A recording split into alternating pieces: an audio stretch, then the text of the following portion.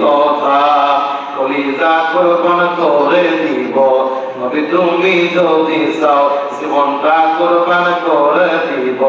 নবী তুমি যদি চাও আল্লাহ রাসূল সাল্লাল্লাহু আলাইহি ওয়াসাল্লাম তারা তোমার কি দেওয়ার বাকি আছে তুমি বলতে বললা তুমি গরীব মানুষ আমি নবী জানি তুমি গরীব মানুষ কি তুমি আমার কাছে দিবা আমি নবী কি তুমি করে বলে বলো তাআলা একটা ইয়া রাসূলুল্লাহ ইয়া হাবিবাল্লাহ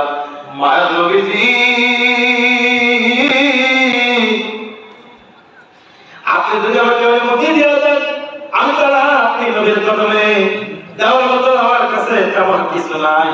তো ইয়া রাসূলুল্লাহ ইয়া হাবিবাল্লাহ আমার জীবনটা বাকি আছে আপনি যদি অনুমতি দিয়ে দেন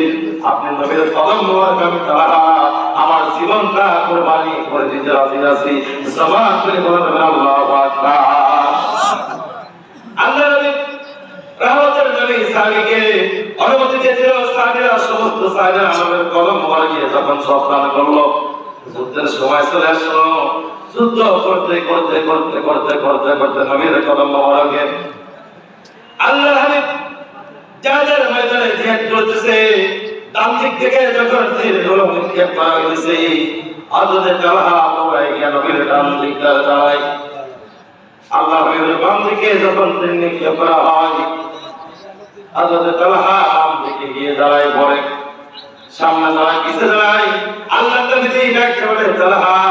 এবার ডানে দাঁড়াও বামে দাঁড়াও পিছে দাঁড়াও সামনে দাঁড়াও কেন রে তালহা কেন তুমি যদি বিদায় নিয়ে চলে যাও তোমার বাড়িতে তোমার ছেলে আছে তোমার বন্ধু আছে তাদেরকে দেখতে কে ভালো লাগবে তাদেরকে খোঁজ খবর দেবে তারা এমন কাজ কেন তুমি করতেছো তোমার তো বাড়িতে তোমার বন্ধু আছে তারা একটা ইয়া রাসূলুল্লাহ ইয়া হাবিবাল্লাহ মায়ের নবীজি আমি তালহার মতো তালহা যদি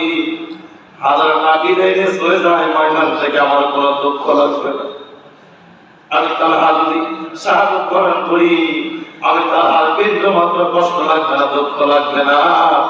আমাদের সাহাবীদের ভিতরে আমাদের মানুষের ভিতরে যখন আমি তালহা যখন যদি মারা যাই আমি মারা গেলে হয়তো মুসলিম হয়তো একজন মানুষ কান্নাকাটি করবে কয়েকদিন পরে ভরে যাবে আর আপনি নবীর বাড়ির ভিতরে দিল লেগে যায় আমরা সাহাবীরা যখন মনে দুঃখ পাই মনে যখন কষ্ট পাই দূর দূরান্ত থেকে এসে আপনি নবীর কদমে আপনার জিয়ারা মুবারকের দিকে যখন তাকাই আমাদের সাহাবীদের দুঃখ কষ্ট থাকে না আমি তালহা আমার জীবন পর্যন্ত কুরবানি করব কিন্তু আপনার নবীর কষ্ট এমন কাজ আমি করব না জবান করে বলবেন আল্লাহু আকবার